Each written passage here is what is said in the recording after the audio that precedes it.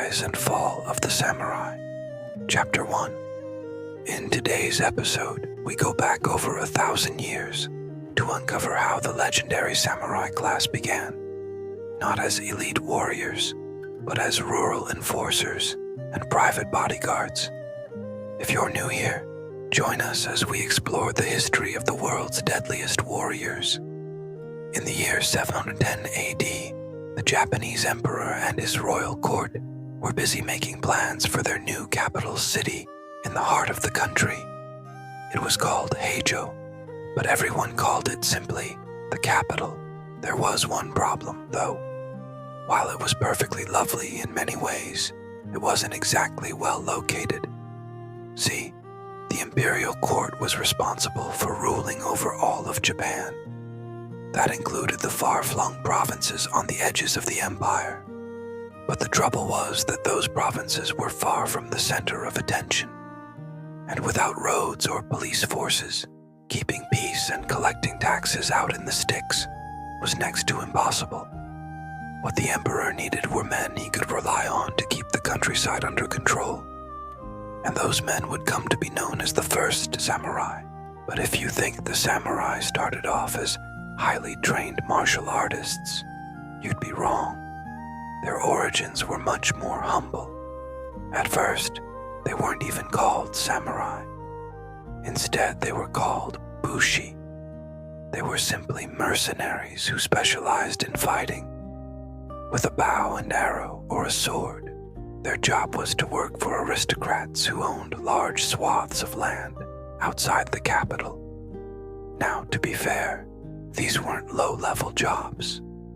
The wealthy landowners were very important people, so their estates were often quite large, requiring plenty of workers and, of course, bodyguards. These bodyguards were trained in horseback riding, archery, swordsmanship, and hand-to-hand combat. This training made them useful not only as fighters, but also as hunters and fishers, providing food for the household. Because their duties required them to travel around the countryside, they also needed to be good trackers. More than anything, though, the bushi were there to enforce the will of their aristocratic employers. If anyone tried to rob the estate or hurt one of its inhabitants, the bushi were there to stop them. In fact, they probably dealt with petty criminals far more often than they did with large-scale invasions. Bushi were also expected to help their masters collect taxes and defend their lands during harvest season.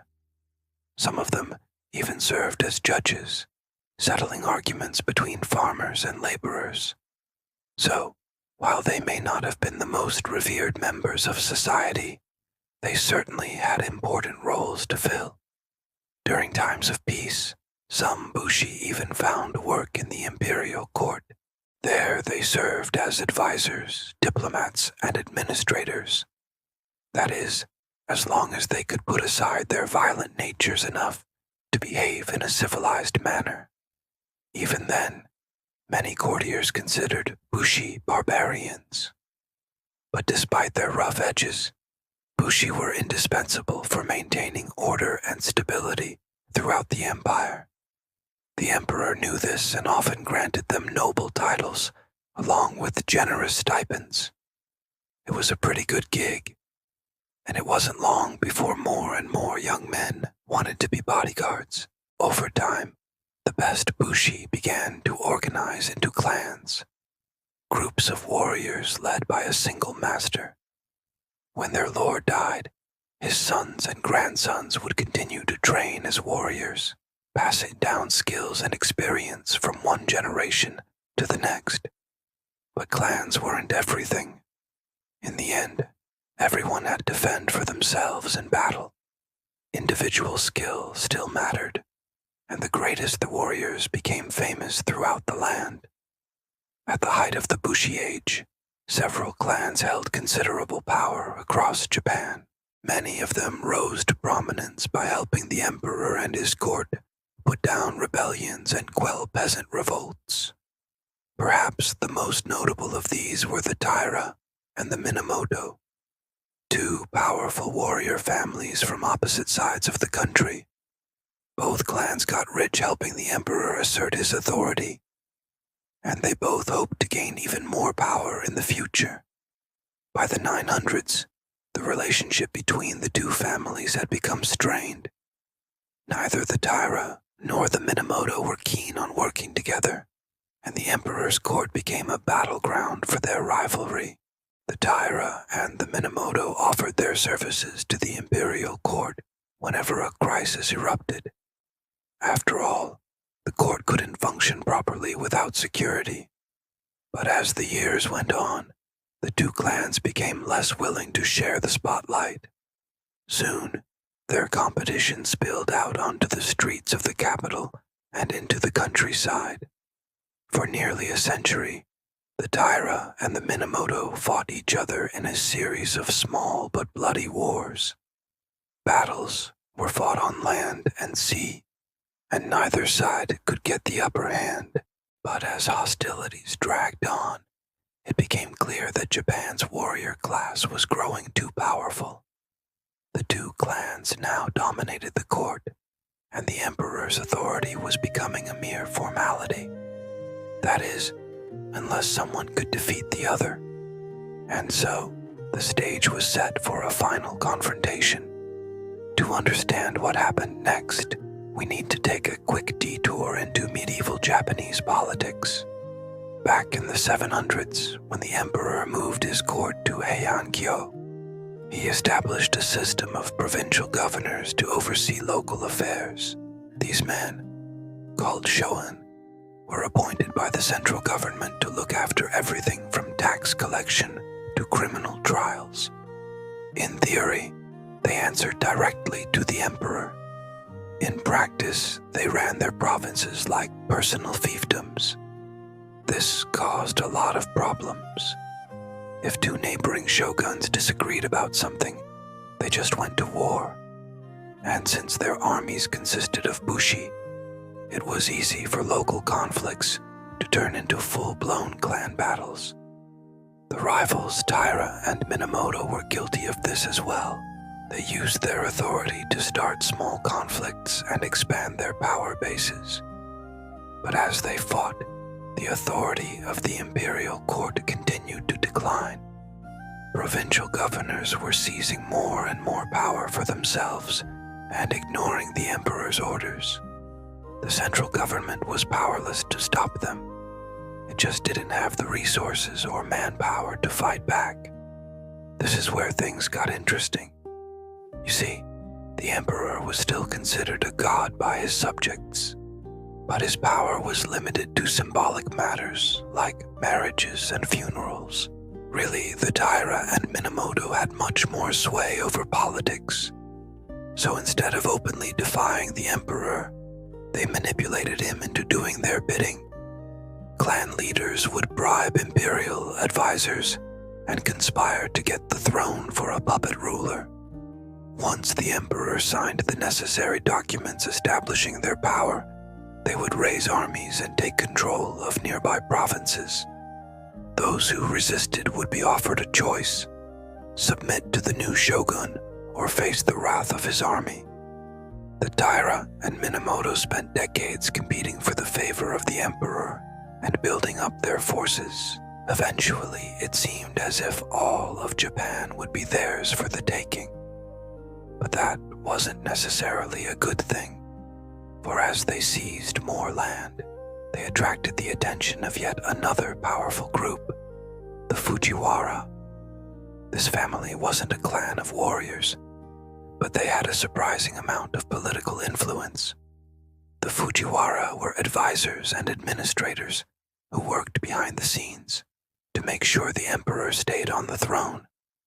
But as the Taira and Minamoto grew more ambitious, the Fujiwara's power waned. After all, what use was a figurehead if he had no power? To restore the balance, one Fujiwara schemed to marry her daughter into the imperial family. She even managed to convince the emperor to name her grandson as his heir apparent. Suddenly, the boy was being groomed for the throne, and Taira Kiyomori, leader of the Taira clan, was furious. You see, Kiyomori's grandfather had founded the clan's political dynasty. His father had consolidated their power, and his brother had secured their wealth. Now it looked like some upstart Fujiwara kid was going to steal it all away from him. Well, he wouldn't stand for it, and as tensions grew between the Taira and the Minamoto, Kiyomori saw his chance to strike. In 1156, he engineered a coup d'etat. He forced the emperor to abdicate the throne in favor of his 8-year-old son, then named him regent. At last, it seemed as if the Taira would finally prevail against their rivals. But Kiyomori hadn't counted on the Minamoto. Led by Minamoto no Yoshinaka, the Minamoto were ready for a fight. In 1160, Yoshinaka raised a massive army and marched on the capital. Kiyomori's forces were caught off guard.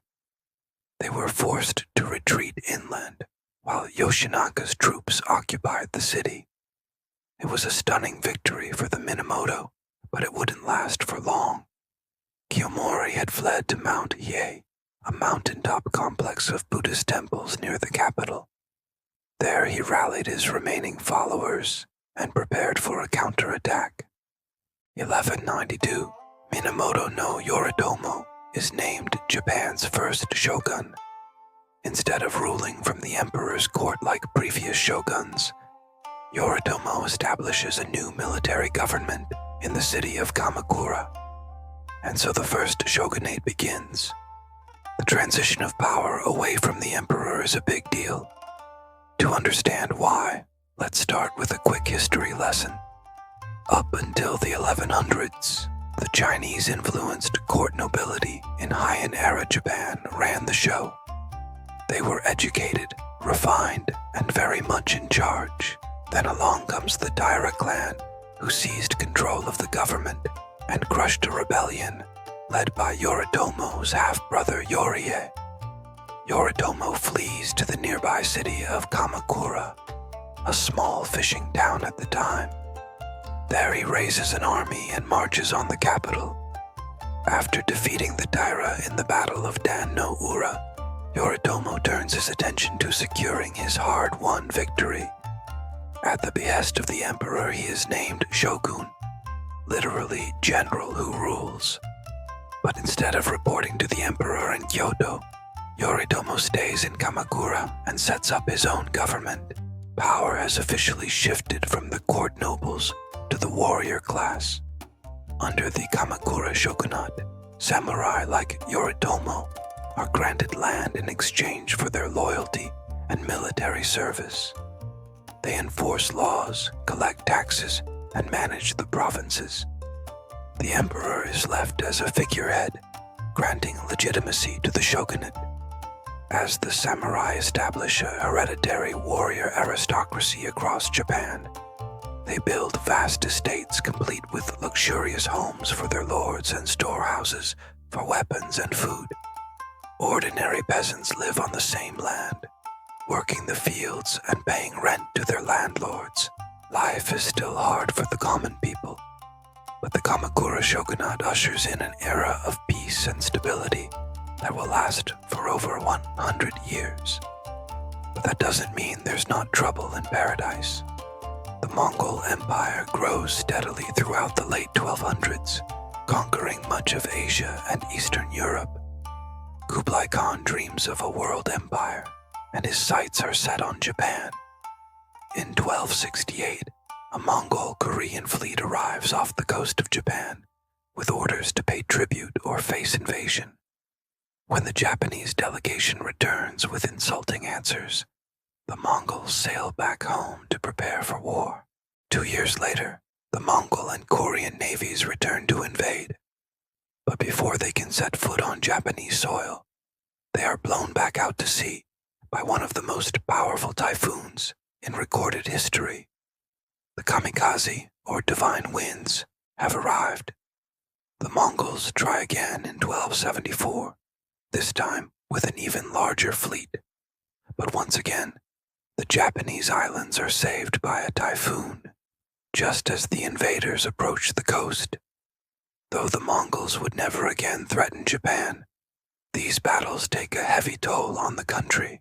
Entire villages are destroyed, and the shogunate has no money to reward the samurai for their service.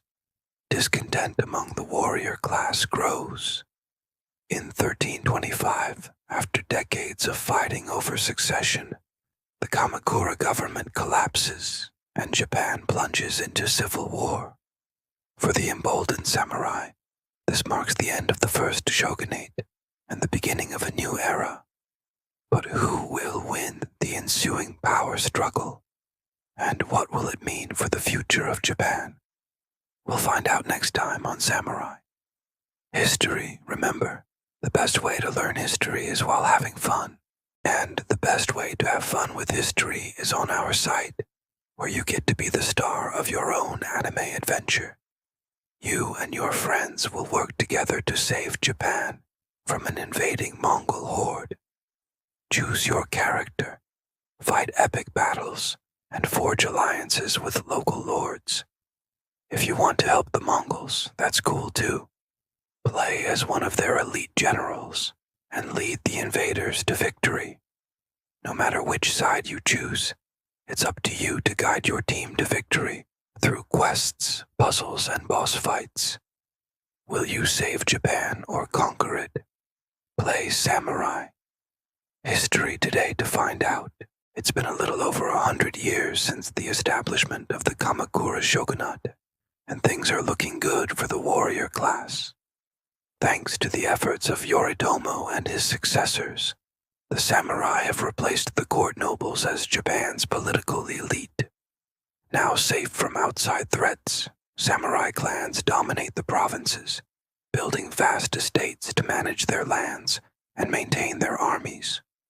While most of Japan enjoys a long period of peace, discontent simmers beneath the surface. When Yoritomo's son, Yutomo, dies unexpectedly, a power struggle erupts between two of his brothers. Yori initially takes control of the government, but his brother, Sadamune, is eager to seize power for himself. With the backing of powerful families in the Kanto region, Sadamune launches a surprise attack, killing Yoritomo and establishing his own government in Kamakura.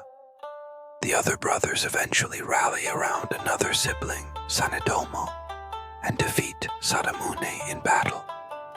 Yori flees to the capital, seeking the emperor's protection, but he is soon assassinated, likely on Sanetomo's orders. After securing his position as shogun, Sanetomo attempts to tighten his control over the provinces, infuriating the independent-minded samurai who resent what they see as interference in their affairs.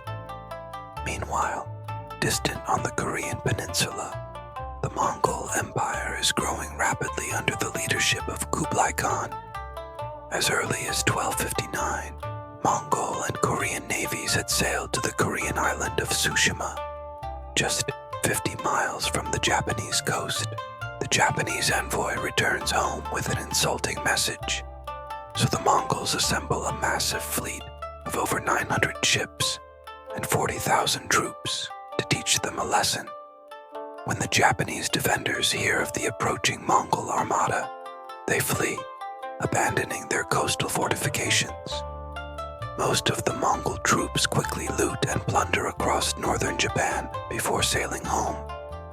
But a contingent of 5,000 soldiers led by the general, Ali Bu, stay behind to finish the job. Ali Bu lays siege to the castle of Hakata, but his troops soon find themselves trapped inside the city walls. Despite being outnumbered 3-1, the Japanese defenders hold out against the Mongol invaders. When reinforcements arrive and the Allies attempt to break out of the city, they are decimated by a powerful typhoon. Only a handful of soldiers make it back to the Mongol fleet, which is anchored offshore.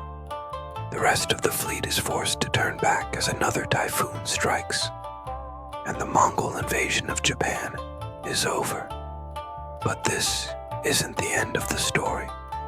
We have 3 more episodes left in the series. Make sure to check them out to find out how Japan defeated the Mongols and what happens next. What happened next? Well, if you thought the Mongol invasion would unite the fractured shogunate, you'd be wrong. Sure, the kamikaze may have saved Japan from the invaders, but the cost of defense was high. Whole villages were leveled, and many samurai had to return to farming to survive. Though resentment festers, it will be decades before it boils over. With his authority secure, Sanetomo turns his attention to administration. He promotes a policy of southern expansion, encouraging samurai to move south and conquer the undeveloped islands. There they can acquire land and resources, while spreading the influence of the shogunate.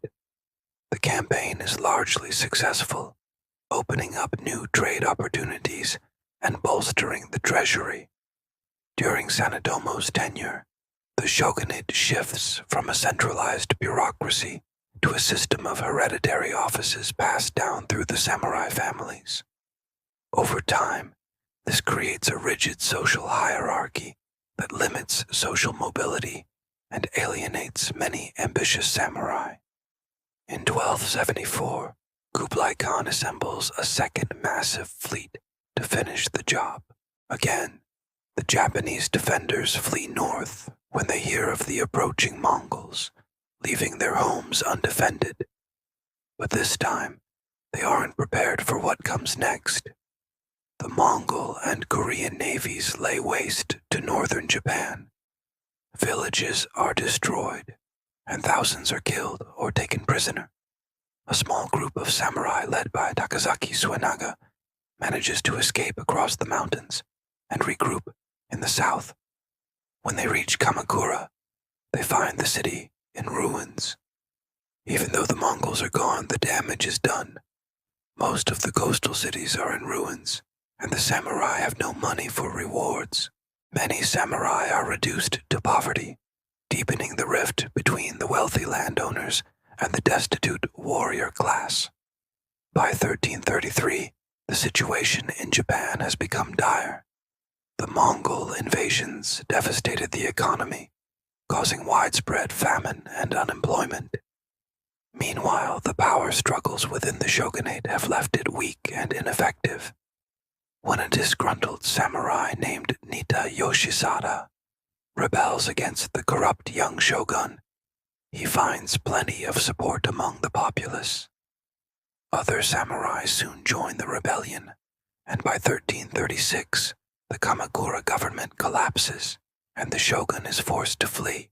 Though the Mongols were never able to invade successfully, they may have dealt a fatal blow to the first shogunate. Without the wealth to reward their warriors, the samurai turn on their leaders, ushering in a new era of civil war. Next time, a new shogunate emerges. But can it survive the coming strife? Thanks for watching. Don't forget to like and subscribe for more history. See you next time. Back in 1333, when the Kamakura shogunate fell, a new military government called the Ashikaga shogunate took its place. They established their headquarters right here in Kyoto, much closer to the imperial court than the previous shoguns in Kamakura, and that made them more dependent on the goodwill of the court nobles and other powerful interests in this region. As a result, Ashikaga's control over the provinces was weaker than their predecessors. In fact, the regional lords or daimyo were able to assert a lot more independence during this time, and so, after a few generations of relative peace, the result was a series of violent conflicts as various samurai clans struggled for dominance. Tensions eventually reached a boiling point in 1467, igniting a nationwide civil war that would last for over a century. It would be known as the Onin War. The fighting was brutal. Entire cities could burn down in a single night as armies pillaged for supplies. Alliances shifted constantly as clans switched sides to gain an advantage. And while the war officially ended in 1477, hostilities continued in various parts of the country long after that date. It was only in 1573 that the victors of Onin finally consolidated their control and established a new military government. But by this point, the damage had been done. The once proud warrior class had been bloodied and broken by decades of civil war. And although a new shogunate restored order, their authority was shaky at best. In fact, the entire country was thrown into a brand new era of civil war and strife, which would come to be known as the Sengoku Jidai, or the Warring States period. Now, if you think those names sound familiar, maybe you've seen a certain anime or played a popular game based in this era. But the Sengoku wasn't just a backdrop for fictional stories. It was a very real and very chaotic period in Japanese history. At the start of this era, the most powerful families in the country lived and fought here in what is today Eastern Kyoto. Now let me take you back to the Sengoku period and show you how they built their fortunes and why they continue to fascinate us even today. Welcome to my channel. Today, we're going to explore the biggest clans that ruled the Sengoku Jidai, or the Warring States period, which lasted from around 1467 to 1615.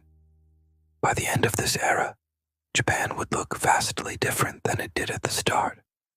Nearly every domain would be ruled by one of only a handful of clans, setting the stage for a new era of stability and peace. However, it would be a long and bloody road to get there. When the Onin War broke out in 1467, two main factions emerged. On one side, you had the Hosokawa clan and the Yamana clan, who controlled Kyoto and most of the western half of Japan. Opposite them were the Shiba clan and the Hara clan, who dominated the east. Of course, those aren't the only players in this conflict. There were plenty of smaller clans involved as well, but these four were the most powerful. Eventually, though, the Hosokawa and Yamana clans came out on top, defeating their enemies and ending the war in 1477. So naturally, we should probably focus on those two, right? Well, not exactly. See, the leader of the Hosokawa clan, Hosokawa Katsumoto, had initially aimed to restore the Ashikaga shogun, but now that he'd achieved victory, he decided to keep the shogunate for himself instead. He declared himself shogun and established his new headquarters right here at this castle in downtown Kyoto. Although this move symbolized the transfer of power, the reality was more complicated. Katsumoto didn't have full control of the country by any means. In fact, he couldn't even leave Kyoto without risking his life. Such was the state of instability that the country found itself in. And so, less than a year after declaring himself shogun, Katsumoto was betrayed and murdered by one of his own generals, Yamana Soken. So then, it was that the Yamana clan seized control of the capital and installed Soken's father, Yamana Tadamasa, as the new shogun. But Tadamasa was old and frail. He never even left his home in this eastern district of Kyoto. And so, it was his younger brother, Yamana Sozen, who actually wielded power in his place. With the Hashiba clan defeated, the Yamana and Hashiba clans faced off against each other in the Ouchi War. The Yamadas were victorious, and the Shiba clan driven out of Kyoto. However, they soon realized that controlling the capital and ruling the country were two completely different things. For one thing, the Yamadas didn't have many soldiers to speak of, and without a standing army, it was impossible to exert control over the unruly daimyos. As a result, it wasn't long before several major clans in the west rose up in open rebellion. Among them was the Mori clan, led by Mori Motonari, a brilliant tactician who proved to be a thorn in the side of the Yamana for years. And no wonder. Motonari's territory encompassed all of central and western Chugoku, a region with some of the most fertile farmlands in all of Japan. Motonari used his wealth to build a massive army of samurai foot soldiers and horse archers, whom he outfitted with the latest weapons and armor. Soon, he was marching across the country, conquering new lands and subjugating rival clans. In fact, at one point, he even launched a surprise attack on the Yamana's ancestral home here in Kyoto, burning it to the ground.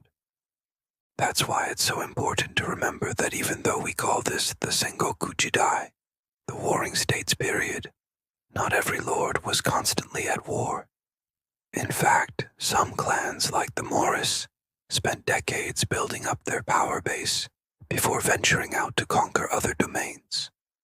It was a strategy that paid off handsomely for Motonari. At his greatest extent, he controlled a third of all the provinces in Japan. But unfortunately for Motonari, he died in 1561 before he could really put his rivals in check. His son and successor proved to be an indecisive leader, and soon enough the Morris were being pushed back by another rising star in the west, the Oda clan. Now, despite the fact that the Oda were 5 full generations removed from the imperial sovereign, they didn't hold any special reverence for the imperial line. In fact, Oda Nobunaga was willing to do whatever it took to achieve his goals. As a young man, he studied under the famous ninja master Ishikawa Gammon, learning the arts of espionage and sabotage. Early in his career, he even worked as a mercenary outside of Japan, fighting in Korea and China. He brought that experience back home and used it to great effect, amassing a huge army and conquering much of central Japan. Nobunaga also knew how to play the long game. He might not have been as talented a fighter as some of his peers, but he understood the value of diplomacy and brute force. On several occasions, he offered his enemies pirates generous terms, granting them noble titles and allowing them to keep their fortunes in exchange for their submission. However, he was not above cutting a swath through an entire army, slaughtering tens of thousands of enemy soldiers in battle. With each victory, Nobunaga grew stronger, taking Oda's holdings from this to this, and finally to this, nearly uniting the entire country under his banner. Unfortunately, he never got the chance to finish the job. In 1582, one of his own generals, Akechi Mitsuhide, turned on him and murdered Nobunaga at the famous Battle of Honnoji Temple. Luckily for the Oda, Nobunaga had a teenage son named Oda Nobuo, who was eager to avenge his father's death. Under the guidance of his mother, the formidable warrior and regent, Yodo Goshikagawa, Nobuo began amassing support for a comeback. Meanwhile, the Mori were steadily advancing through the west. By 1580, they had taken over all of western Japan. Then, a decade later, the clan's second-generation leader, Mori Terumoto, set his sights on the east, pushing Oda forces back across the mountains and seizing the strategically vital province of Bingo. He might have pushed further if not for the sudden appearance of yet another powerful clan, the Tokugawa. In 1586, Tokugawa Ieyasu brokered a peace treaty between the Mori and the Oda, solidifying his position as the dominant player in eastern Japan. Then, in 1590, Ieyasu forced the Mori to abandon their western conquests and retreat back into the mountains. With the western clans defeated and the eastern clans brought to heel, Ieyasu prepared to march west and finish the job. This marked the beginning of the Sekigahara campaign, a decisive campaign that pitted Ieyasu's forces against the combined armies of the western clans. After a decade of constant warfare, the resulting battle at the Sekigahara plain was one of the largest and most intense clashes in Japanese history. Ultimately, though, Ieyasu's superior tactics and larger army prevailed, crushing the Western Alliance and cementing Ieyasu's control over the entire country.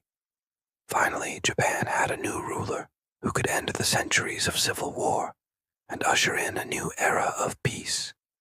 In 1603, Ieyasu was granted the title of shogun, officially establishing the Tokugawa shogunate.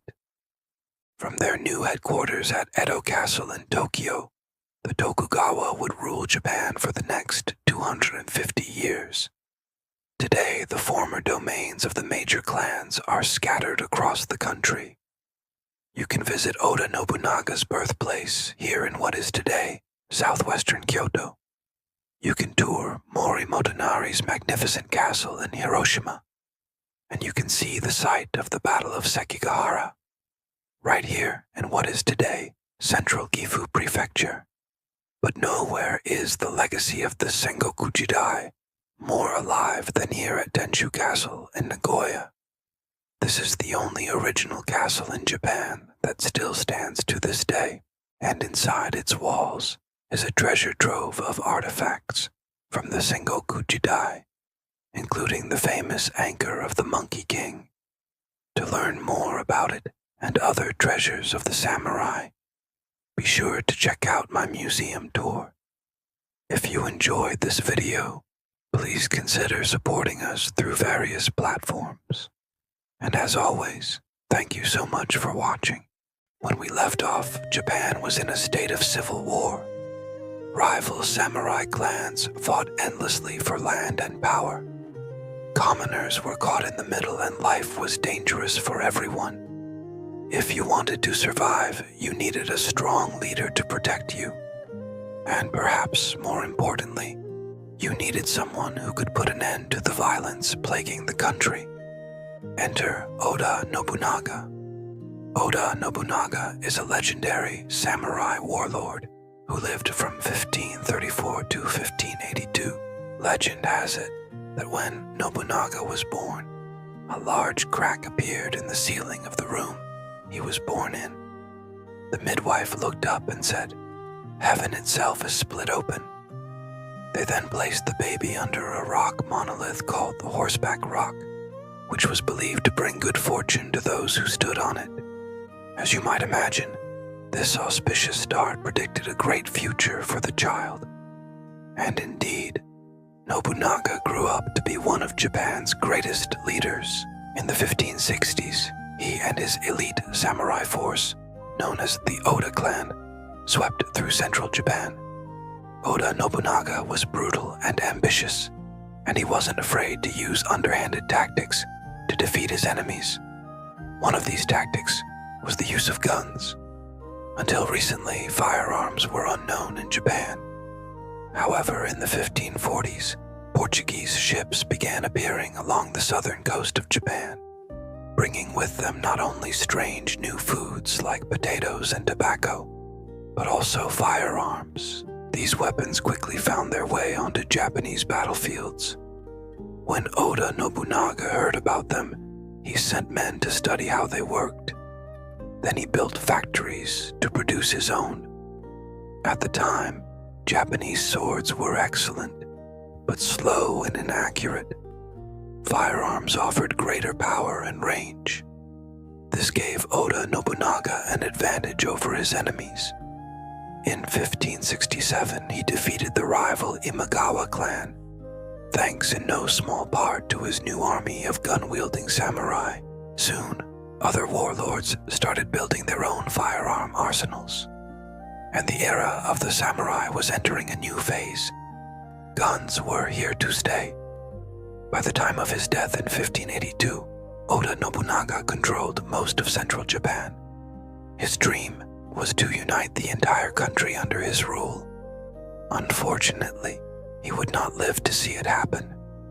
While visiting a Buddhist temple in the summer of 1582, Oda Nobunaga was betrayed and killed by one of his own generals, a man named Akechi Mitsuhide.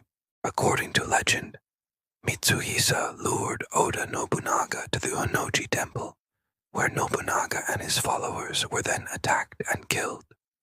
Some sources claim Mitsuhisa had Oda Nobunaga's head cut off and presented to his lord, Emperor Ogashoji.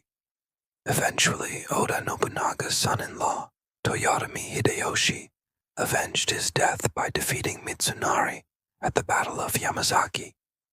With Oda Nobunaga out of the picture, Hideyoshi took over his father-in-law's army and finished the job of unifying Japan. In 1583, Hideyoshi defeated the Hojo clan, which ruled eastern Japan. 2 years later, he crushed a rebellion led by rival warlord Shimazu Yoshihiro.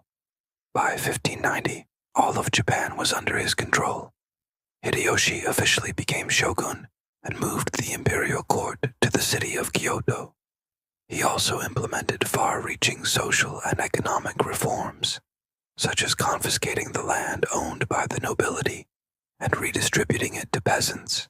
But perhaps his greatest legacy was the introduction of a class system that defined Japanese society for centuries.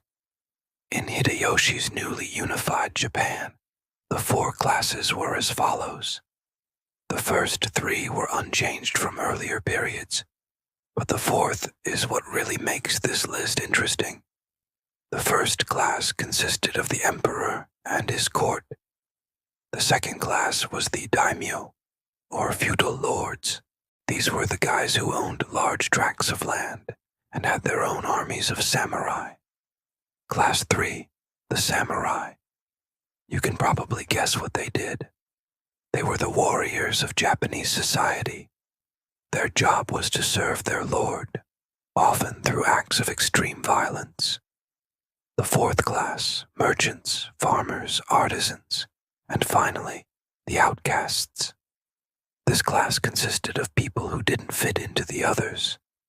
Outcasts included criminals, beggars, and people who practiced certain professions, such as executioners, butchers, and even prostitutes. In some cases, membership in this class was hereditary. A person's social standing determined his or her rights and privileges. For example, members of the warrior class were exempt from taxes and had the right to carry weapons, while those in the outcast class could not. After unifying Japan, Hideyoshi set his sights on Korea. In 1592, he invaded the Korean peninsula. Hideyoshi's goal was to conquer Korea and use it as a base for an invasion of China and Russia. The Japanese had been fighting for centuries, and Hideyoshi wanted to distract his samurai from warring by focusing them on a common enemy. However, the campaign was not a success.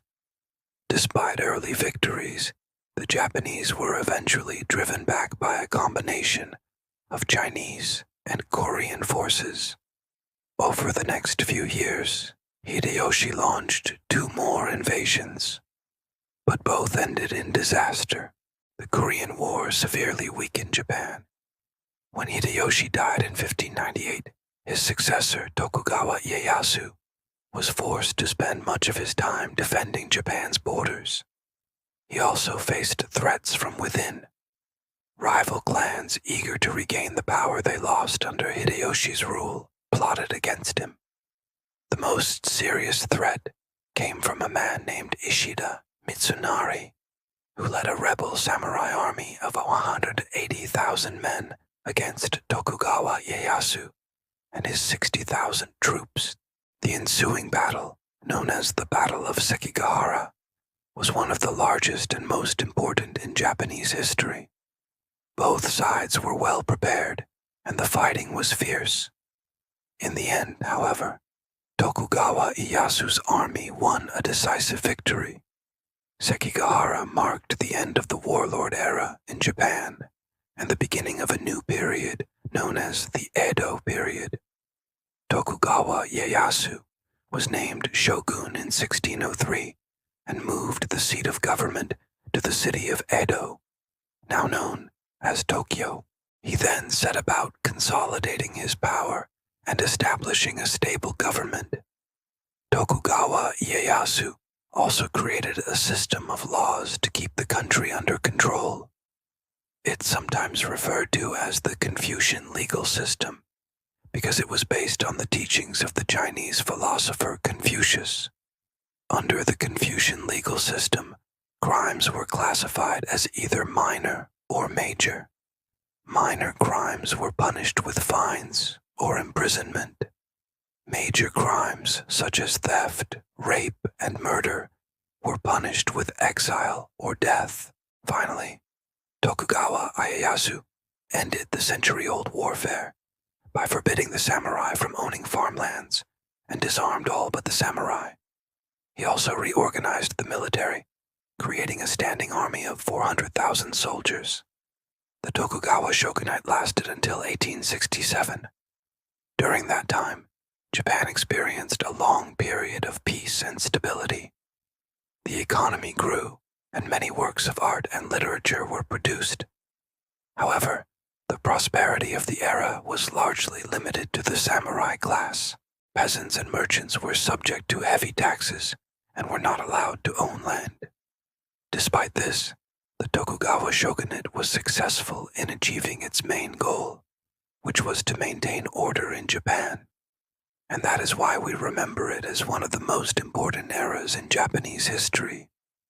And yet, if you ask any expert, they'll tell you that the Edo period was only possible because of Oda Nobunaga and Toyotomi Hideyoshi. After all, it was their wars that led to the creation of the samurai class and their campaigns that unified Japan. Without them, there would have been no Tokugawa shogunate. So in our next episode, let's explore how the common folk fared during the Edo period. What kinds of work did they do? How did they fill their free time? And how did they interact with their samurai rulers? Stay tuned. The year is 1867. For the past 250 years, the Tokugawa shogunate has ruled Japan with an iron fist. And you've probably never heard of it. In fact, the shogunate wasn't just one person, but a series of military dictators who held real power in the country, while the emperor was nothing more than a figurehead. The last shogun, Tokugawa Yoshinobu, came to power in 1837, and at the time, he seemed like any other Japanese shogun before him, a powerful military leader who kept order and collected taxes. But something was different. Though Yoshinobu didn't know it yet, his was the last shogunate, and when he died, he would be the last shogun. So why have you never heard of the shogunate? Well, that's because they only lasted about 250 years. Yes, that's right. The first shogun, Tokugawa Ieyasu, took power in 1603, ushering in a new era of peace and prosperity for the country. And by the time Yoshinobu stepped down in 1868, Japan looked vastly different than it did under its previous leaders. You see, when Ieyasu became shogun, he inherited a country in shambles. Years of civil war had devastated the economy, infrastructure, and people's lives. So, when he took control, he brought stability and instituted reforms that improved the lives of commoners. He also established a system of government that would allow him to collect taxes and maintain order throughout the country. But the biggest thing he did was bring an end to warfare. Finally, the country could focus on something else besides killing each other. And sure, Ieyasu and his successors did go to war every once in a while. But compared to what had come before, these were minor conflicts. No, the biggest threat to the shogunate was actually internal. As Ieyasu worked to stabilize the country, he noticed something strange happening. Most of his rivals were either defecting or bowing before him and pledging loyalty to him and his heirs. It wasn't exactly what he expected, but he accepted it nonetheless. What he didn't expect was how quickly everyone got along. And we mean everyone. Not only did those he defeated accept his rule, but so did the peasants, merchants, and even the daimyo, the great lords who previously led their own armies and fought in endless civil wars. Now, don't get us wrong. This isn't to say that everyone suddenly loved the shogunate. After all, they ruled with an iron fist. But compared to the chaos that came before, it seemed like everyone was thrilled to have someone in charge. As you might have guessed, the other major change Ieyasu implemented was the introduction of Confucianism. In case you're not familiar with Confucianism, it's basically a philosophy focused on ethics, good governance, and social harmony. Sounds kind of familiar, right? Yeah, us too. Well, Ieyasu wanted to turn Japan into a stable, prosperous country, and Confucianism helped him do it. It may sound like we're saying that Ieyasu was some sort of benevolent dictator, and that's not exactly true. Sure, he was a dictator, but the word benevolent doesn't really apply here. The truth is that Ieyasu simply recognized the value of Confucianism and decided to implement it. His ultimate goal was control. Confucianism promised a way to achieve it. Oh, and yes, we realize that technically Ieyasu was a dictator who copied the ideas of a guy who hated dictators. We don't know what Confucius would have said about Ieyasu, but we'd like to think he would have been disappointed. The problem with Confucius and Confucianism is that it can be a double-edged sword. On the one hand, it promotes social order, respect for authority, and a strong work ethic.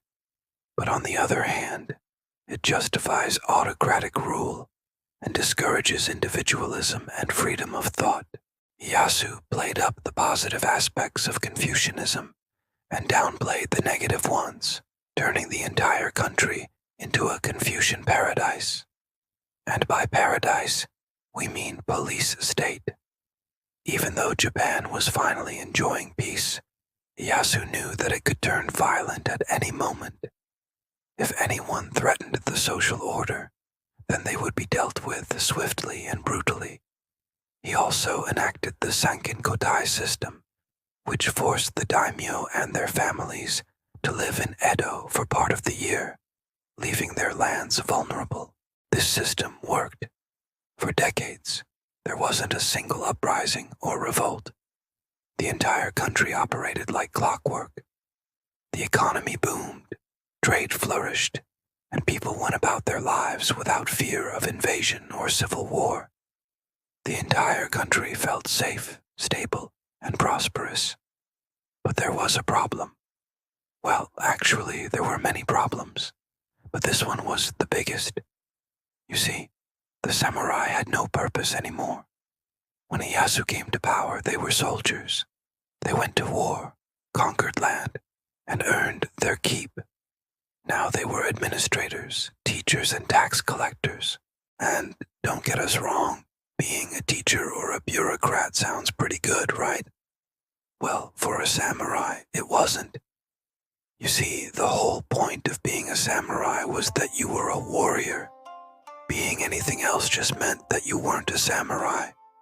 Sure, the job may have been different, but the title remained the same.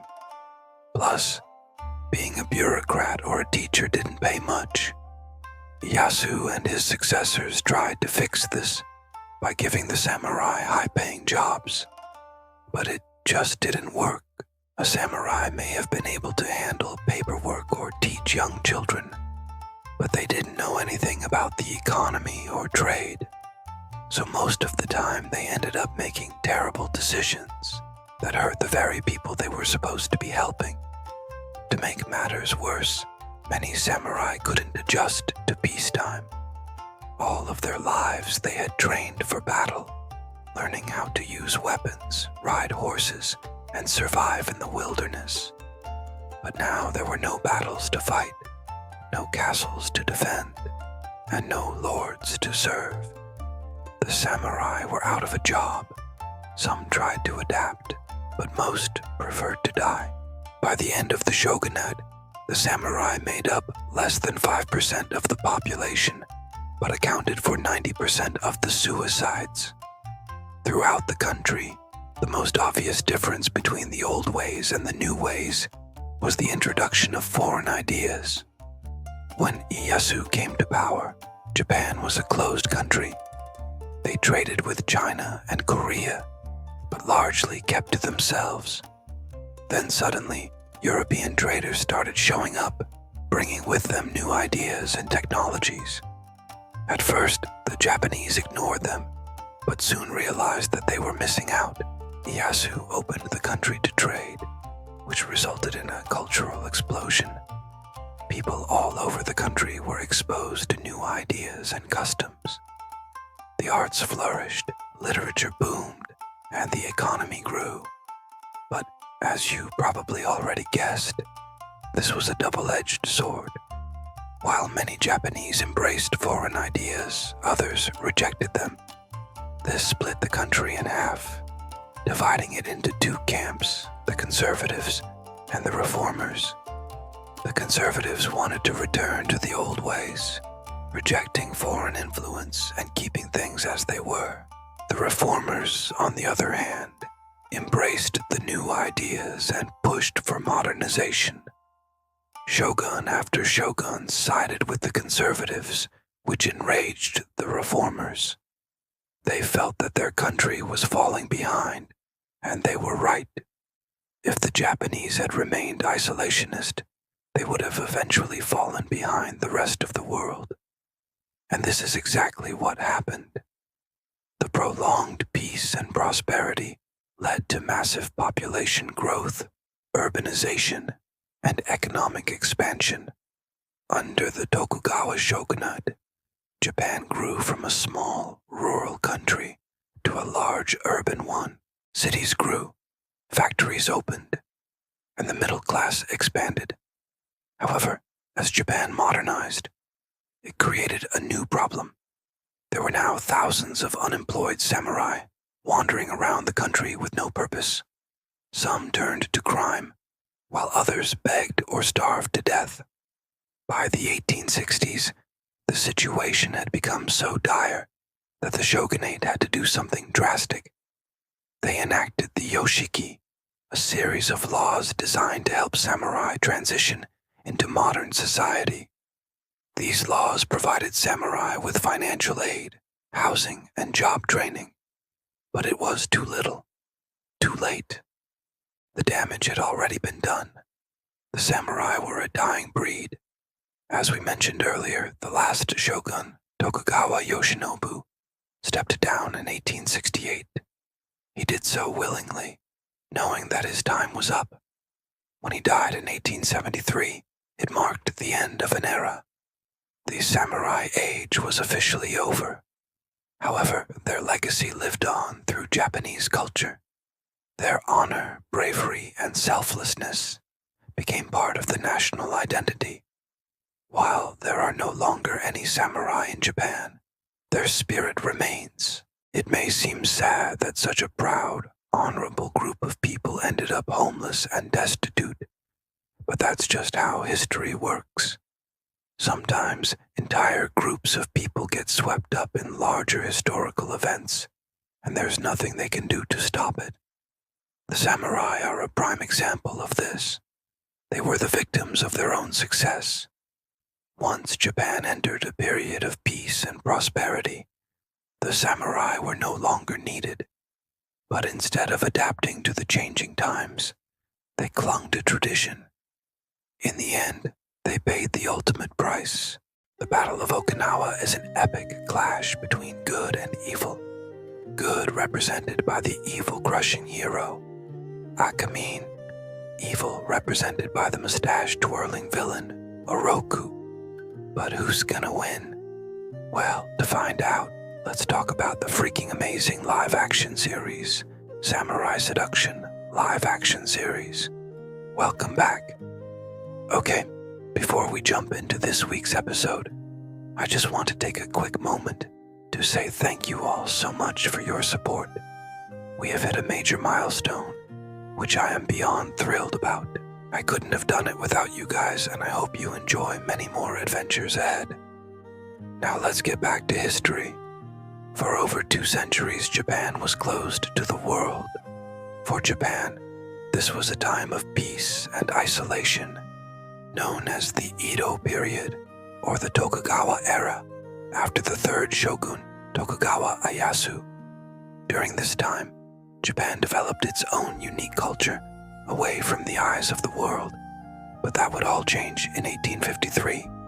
That is when 4 American warships arrived in Tokyo Bay, led by Commodore Matthew Perry.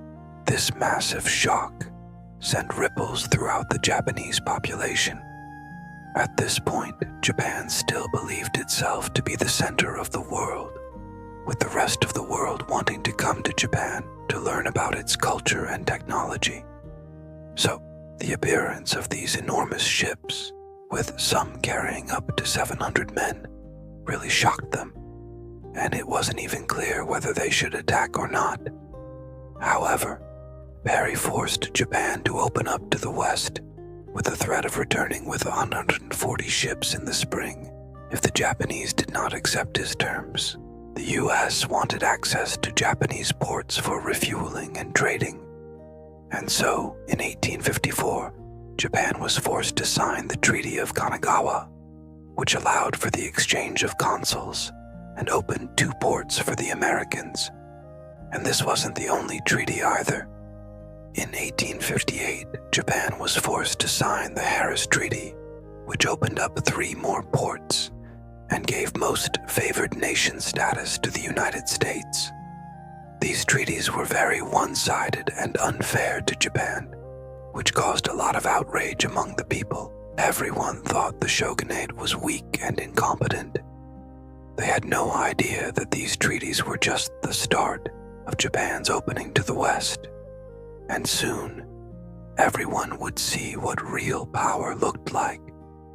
In 1862, the British came to Japan demanding reparations for the illegal imprisonment of one of their nationals. Once again, the shogunate had no choice but to agree to their demands. In 1866, a French ship was blown off course and landed in Japan. The Japanese actually imprisoned the entire crew for 10 months. When they were finally released, France demanded compensation. The shogunate agreed, but then went back on its word and refused to pay. Soon, France sent a fleet of ships to Japan and defeated the Japanese navy in the Battle of the Chinda River. This battle shocked Japan. It was proof that the shogunate was too weak to protect the nation. It was now clear to everyone that Japan needed to change or risk being taken over by Western powers. But who would lead this change? Some wanted to keep the feudal system and simply modernize it. Others wanted to completely destroy the feudal system and start from scratch. One thing was certain, though, the old ways were no longer tenable. Something had to change. As tensions rose, various samurai clans began plotting to overthrow the Tokugawa shogunate. As early as 1864, there was an attempt to assassinate Shogun Tokugawa Yoshinobu, but it failed. Later that year, the Shimazu clan attacked a British consulate because they felt Britain was undermining Japan. That same year, the Saga clan also attempted to assassinate the shogun, but they too failed. Then there was the Satsuma Rebellion, which took place in 1866, when the shogunate ordered the execution of some samurai who criticized the new reforms. The Satsuma and Choshu clans revolted. They managed to kidnap and hold 80 hostages, including the former shogun. But once again, they failed to overthrow the shogunate. However, this final attempt at rebellion proved to be a blessing in disguise for the shogunate. After all this chaos, Shogun Tokugawa Yoshinobu decided to step down and pass the title to his cousin, Tokugawa Keiki. This finally gave Japan a reason to unify. Now the entire country rallied behind the emperor, and called for the restoration of imperial rule. The shogunate was now seen as nothing more than a foreign power trying to control Japan. So when the new shogun refused to step down, the emperor declared war. The stage was set for the Boshin War, a civil war that would decide the future of Japan. Would Japan become a Western-style democracy, or would it become a modernized feudal state? Only time would tell. Okay, back to the video. The Boshin War started out pretty badly for the Imperial Army. On January 1866, the Imperial forces attempted to capture an enemy fortress, but they ended up suffering a defeat at the Battle of Toba. After regrouping, the Imperial forces prepared for another attack, but they suffered another defeat at the Battle of Aizu-Wakamatsu, and so it seemed that the shogunate would win this war. However, the tide would soon turn when American warships arrived off the coast of Japan. Japan had actually requested aid from the U.S. in fighting the Chinese during the Second Opium War. And now, the U.S. decided to return the favor. With this help, the Imperial Army was able to blockade the northern half of Japan, cutting off supplies to the shogunate. While this was going on, the Imperial Army was able to capture Yokohama and Tokyo, and so the shogunate was now in full retreat. Realizing the war was lost, the shogunate surrendered in May 1869. With that, the over 250-year reign of the Tokugawa shogunate was brought to an end. Now Japan entered a new era known as the Meiji era. The new government consisted of both supporters of the shogunate and anti-shogunate reformers. Together, they would transform Japan into a modern nation. First things first, they created a constitution, established a parliament, and held elections. They also created a new military based on the Prussian model. And the changes didn't stop there. The government reformed the entire society. The old feudal system was gone, and everyone was now free to pursue whatever occupation they desired. The government built factories, railroads, banks, and schools. Basically, the government was determined to modernize every aspect of society. The pace of change was so fast that it literally took decades to complete. But by the end of the 19th century, Japan was a fully fledged modern state. Unfortunately, all of these changes meant that the samurai way of life was now obsolete. Their traditional role in society was gone, and their special status was abolished. To make matters worse, their stipends were also cut. To compensate for this loss of income, the government offered samurai positions in the new army. Those who accepted were given modern weapons and training, but those who refused were given two choices: either start a new career or receive a noble's pension. Ultimately, 60% of samurai chose to join the army, 20% chose the pension, and 20% chose to start a new career. But not everyone was happy with the new government. Many samurai hated the fact that their way of life was being destroyed. Former samurai gathered in secret and plotted a rebellion. By 1877, they were ready to strike. The Satsuma Rebellion was on. At its peak, the rebels controlled around half of southern Japan. They fought bravely against the modern Japanese army. But in the end, the rebel army was defeated. Soon, Saigo Takamori, the leader of the rebellion, realized he couldn't win. So he retreated deep into the mountains. There, he made one last stand. With his second in command, he fought off hundreds of soldiers until they ran out of ammunition. Then they took their own lives. And with that, the Satsuma Rebellion and the Age of the Samurai came to an end. From fierce warriors to fallen legends, the samurai helped to shape Japan for nearly 1,000 years. Their story ends, but their legacy still lives on. And with that, ends yet another amazing episode. I really hope you guys enjoyed it. If you did, don't forget to show your support.